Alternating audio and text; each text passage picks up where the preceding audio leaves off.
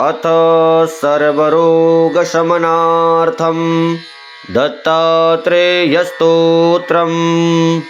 भूतप्रेतपिशाचाद्या यस्य स्मरणमात्रतः दूरादेव पलायन्ते दत्तात्रेयं नमामि तं।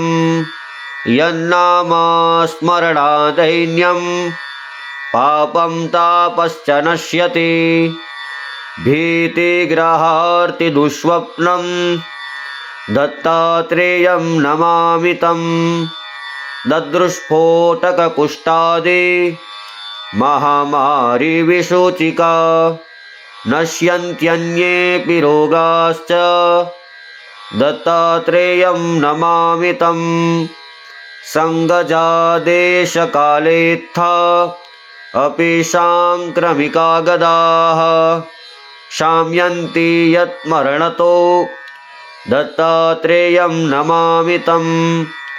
सर्पवृश्चिकदष्टानां विषार्तानां शरीरिणां यन्नाम शान्तिदं शीघ्रं दत्तात्रेयं नमामि तं।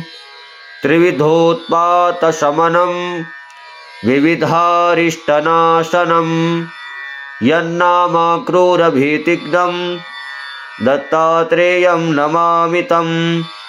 वैर्यादिकृतमन्त्रादि प्रयोगा यस्य कीर्तनात् नश्यन्ति देवबाधाश्च दत्तात्रेयं नमामि तं।